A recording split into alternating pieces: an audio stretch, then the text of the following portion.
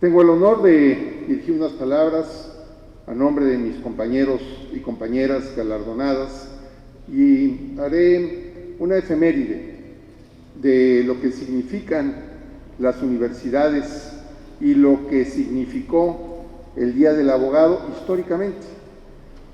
Cuando se fundaron las universidades medievales clásicas, Bolonia, Salamanca, la Sorbona, principios del siglo XIII, Salamanca se fundó en 1218 y Bolonia se fundó unos 5 o 6 años antes. Son las universidades más antiguas de Europa, luego viene Sorbona.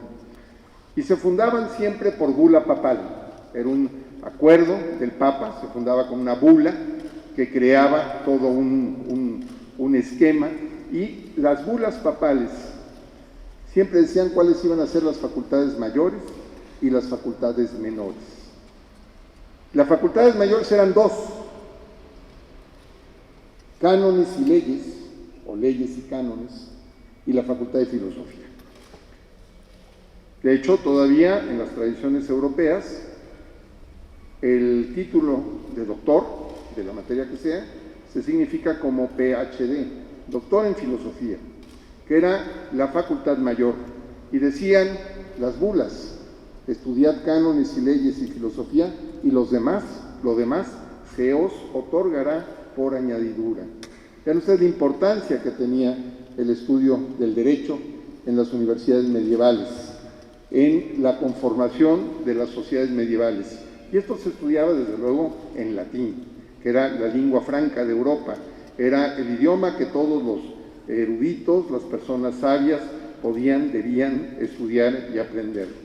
Y en ese esquema de universidades, México fundó su propia universidad, la Real y Pontificia Universidad de México, que fue fundada no por bula papal, sino por una cédula real expedida por Carlos V, que ya no pudo firmarla, sino que lo hizo el príncipe de Asturias, Felipe, su descendiente, que después sería Felipe II. La bula se hizo, ahorita verifiqué el dato porque la fecha sí no me acordaba, era 1551 y la universidad se fundó en 1553. ¿Y por qué por una cédula real y no una bula papal? Recordemos que los reyes de España les fue concedido el regio patronato, que no era poca cosa en aquella época, sino era la facultad de ser el rector de la vida civil y religiosa de los pueblos, designar obispos, arzobispos, párrocos, crear universidades que finalmente eran recintos religiosos y encargados a la Iglesia Católica, y por eso tenía esa misión el rey de España como representante del Papa, y tenía el regio patronato para poder otorgar esas cédulas reales y poder fundar universidades. La primera universidad de América, no de México, de América, fue la Real y Pontificia Universidad de México. Para los que nos gusta la historia, ¿dónde se ubicó? En los terrenos que hoy ocupan la Suprema Corte de Justicia de la Nación. Ese terreno fue destinado a la universidad. De hecho, cuando se consumó la independencia, la estatua del Caballito, la estatua de Carlos IV, fue resguardada en el patio central de la universidad para evitar actos de vandalismo en su contra, precisamente por el espíritu antiespañol que surgió después de la independencia. Y ahí estuvo muchos años, hasta que tristemente un temblor lo deterioró de tal manera que fue derruida la universidad, y en su lugar surgió un mercado, se llamó el Mercado del Volador, que durante muchos años era un mercado de pulgas, un mercado del baratillo, una especie de la Lagunilla, un mercado de pulgas, etcétera, donde la gente iba a comprar, como recordábamos hace un momentito con Leticia, bueno, bonito y robado, ¿verdad? Y con todas las curiosidades que se puedan imaginar de un mercado popular de esa naturaleza. Y las facultades mayores también en México fueron cánones, leyes y filosofía, sin duda. En años posteriores se recordó, se le propuso al presidente López Mateos conmemorar el Día del Abogado, porque en México se había perdido esta tradición que durante años en Europa, y todavía hasta la fecha se sigue sosteniendo, celebrar el Día del Abogado, el día del natalicio de Santo Tomás de Aquino, es decir, el 28 de enero. Es tradición que en todas las universidades europeas, el 28 de enero, se celebre no solo el día, el Día del Abogado, sino que se celebre el otorgamiento de títulos doctorales, de birretes doctorales. Y eso se acostumbra todavía hasta la fecha, que el día 28 de enero, el día de Santo Tomás, se celebra a las universidades, pero obviamente en su conjunto, no solamente a los abogados, sino a todo el gremio universitario.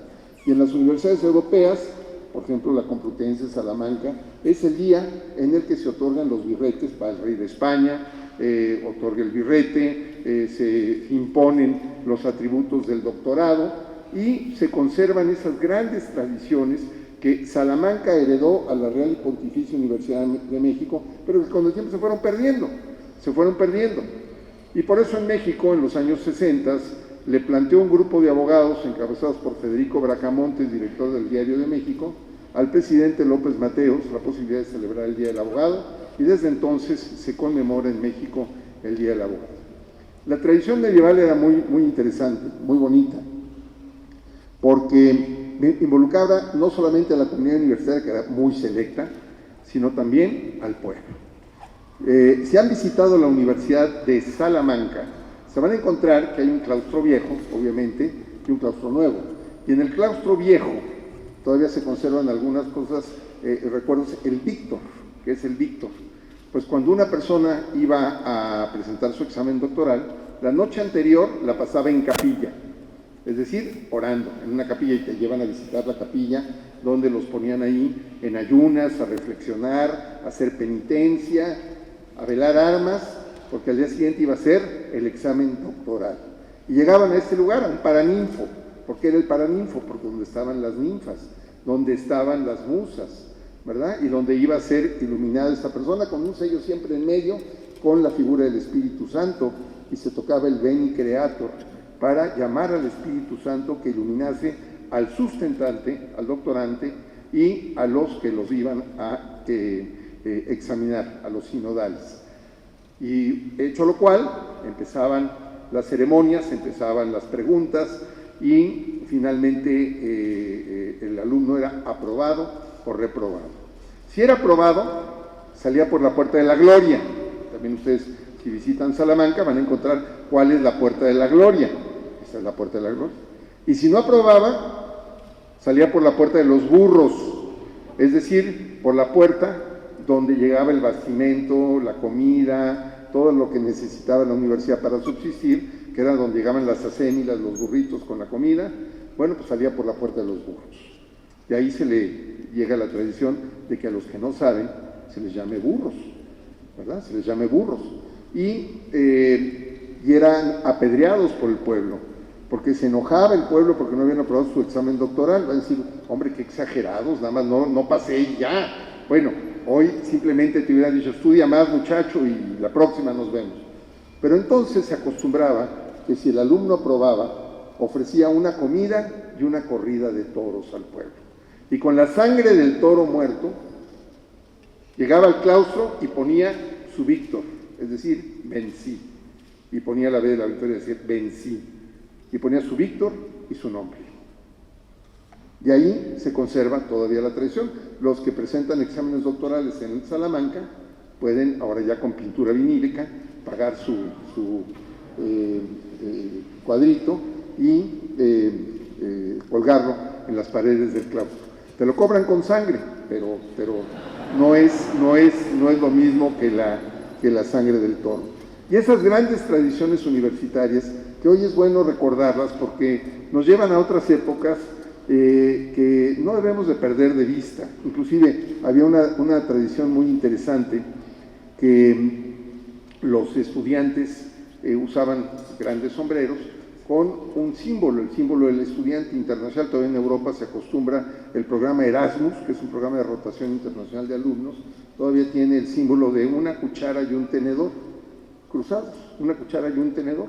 Entonces los estudiantes se lo ponían en la cabeza y cuando salían libres de la universidad un día a la semana, cuando tuvieran permiso, pues iban a las fiestas, iban a las casas a pedir comida, porque no todos eran hombres de posibles y la vida en el monasterio o en la universidad, que eran lo mismo, pues no ha de haber sido precisamente de mucha abundancia. Entonces salían siempre con hambre y con sueño, y ya pasaban por todas las casas a pedir comida, etc. Y de ahí viene una expresión que hasta hoy conocemos, ahí vienen los gorrones, para significar a los estudiantes que venían a comer la comida sin ser invitados. Y ahí vienen los gorrones. Para que vean cuántas tradiciones de estos días de universidades antiguas tenemos hasta nuestros días en México. Y el día de Santo Tomás Aquino se hacía esa gran ceremonia para conmemorar al filósofo más importante, al fundador de la doctrina tomista, que orientó evidentemente el pensamiento europeo por siglos. Y de esa manera se conmemora siempre una vez al año el Día del Universitario, el Día del Abogado. Por eso hoy celebramos este espacio tan digno, tan bonito, en este lugar tan magnífico, el Día del Abogado, y desde luego a nombre propio y de mis compañeras y compañeros, agradezco a la Universidad Autónoma del Estado de México el reconocimiento que nos fue conferido, muy honroso. Haremos desde luego mérito para poder ser dignos recipiendarios de esa distinción. Siempre nuestro compromiso con la universidad está presente. Aquí en la universidad anunció una reforma para unificar la edad para los mediadores y impulsar a los mediadores en el Estado de México. Fue una promesa cumplida. Y no solo eso, he impulsado fuertemente el Centro Estatal de Mediación, Conciliación y Justicia Restaurativa, y hemos empujado a los jóvenes mexiquenses a que sigan por el camino de la mediación, que es una gran forma de resolver nuestros conflictos. En este momento estamos empujando también nuestra ley orgánica del Poder Judicial. Es tiempo de que el Poder Judicial se renueve y esté a la altura y a la vanguardia, adecuada a las necesidades de la sociedad contemporánea. Una sociedad que le va a exigir a los abogados tener conocimientos muy particulares sobre todo de desarrollo y avances tecnológicos. Ayer lo anunciaba en una ceremonia con la Sociedad de Geografía y Estadística del Estado de México. Los abogados van a tener que aprender de blockchain, de activos virtuales, de cibermonedas, de cómo se construye el mundo cibernético y las obligaciones jurídicas que ello conlleva, simplemente para establecer los centros de imputación jurídica respecto a la creación de un acto jurídico determinado hecho en el ciberespacio, qué jurisdicción corresponde si no se pacta una específica. Vamos a tener problemas muy serios, fraudes con cibermonedas, vamos a tener sucesiones con activos virtuales, vamos a tener un cambio y una revolución a través del machine learning y las máquinas que prácticamente van a pensar por nosotros. Por eso nunca debemos de perder la esencia humanista de nuestra carrera. El abogado debe de ser ante todo un humanista, debe ser ante todo una persona que crea en la humanidad, que apoye los valores esenciales del ser humano, porque las máquinas no pueden llevar los sentimientos hacia los aspectos claros y plenos de la construcción del derecho. Por eso el derecho es la herramienta cultural más elaborada del hombre, porque refleja el anhelo de orden, de progreso, el anhelo también de disciplina para llevar a cabo a feliz término un proyecto social. El derecho es, en esencia, la construcción humanista más exaltada de la humanidad. Por eso, el Día del Abogado es un día que merece ser recordado, que merece ser conmemorado y sobre todo celebrar el esfuerzo de abogadas y abogados mexiquenses y mexicanos que construyen siempre un mejor futuro. Por último, también les comento que estamos en el proceso de construcción de un nuevo Código Penal. El 23 de agosto próximo lanzaré las convocatorias para un estudio integral de nuestro Código Penal. Debemos repensar la política criminal del Estado de México, reflexionar desde esta sede universitaria, desde el Poder Judicial, y estoy seguro que con la anuencia del señor rector, del señor director de la Facultad de Derecho, podemos generar grupos de trabajo muy importantes para hacer un proceso de repensamiento de nuestro Código Penal, adelgazar nuestro Código Penal. Aquí el señor magistrado José Nieves Dunacaso es un gran experto en temas penales, seguramente él también nos ayudará, nos apoyará mucho en este tipo de esfuerzos, porque creo que tenemos un Código Penal que tenemos que adelgazar. Yo también tengo que adelgazar. Me va a costar más trabajo adelgazar yo que el Código Penal, pero bueno, vamos a empezar por el Código Penal. Hay que adelgazar al Código Penal, hay que hacerlo más esbelto, hay que generar una política criminal más adecuada. La política criminal que hasta ahora hemos seguido es equivocada. Por un lado, incrementar las penas desproporcionalmente, eso solamente incrementa la violencia, pero no inhibe el delito. Eso está demostrado. Y segundo, querer sacarlo todo a leyes generales y querer romper el esquema federal y sacarlo todo del Código Penal. Es un error. Es un error. Estamos rompiendo la esencia de la codificación central en materia penal. Tampoco hay que federalizar los códigos penales de ninguna manera, porque para eso somos una federación. Somos una federación y cada entidad federativa en el ejercicio de su autonomía tiene que definir y poder definir su política criminal. Y ahora con las tendencias de que el feminicidio es un problema, hagamos una ley general. Un error desde mi punto de vista muy particular, porque eso no resuelve el problema. Nada más lo va a agravar, porque ya vi el proyecto y lo que hace es bajar las penas. ¿Qué va a pasar en el Estado de México al momento en que entre en vigor esa disposición? Pues vamos a tener que reducirle las penas a muchos de los que actualmente han lastimado seriamente a la sociedad mexiquense. Entonces, lo hacen con un afán meramente político quienes pretenden ese tipo de reflexiones. Hagámoslo nosotros desde una perspectiva seria, jurídica, universitaria, reflexiva, mirando siempre el bienestar de nuestra querida entidad para fijar una política criminal adecuada, analizando la parte general del Código Penal de manera seria para incorporar figuras que tristemente el procedimiento penal ha dejado a un lado, como el procedimiento abreviado. Vamos a manejarlo como beneficios sustitutivos de pena. En fin, pueden ser muchas cuestiones que refuercen la Administración de Justicia Penal en el Estado de México y refuercen, además, el ejercicio de la autonomía de las entidades federativas, que eso es muy importante. No perdamos de vista que fuimos formados como una federación.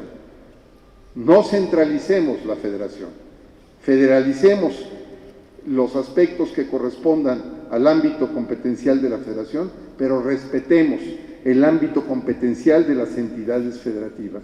Esa es una lucha que se debe dar desde las instituciones del Estado, pero sobre todo desde las universidades públicas. Yo los convoco a que en ese esfuerzo de reflexión del nuevo Código Penal nos acompañen los universitarios de la Universidad Autónoma del Estado de México. Muchas felicidades a los galardonados, muy agradecido con las autoridades de esta gran casa de estudio y a ustedes por su atención, mi agradecimiento.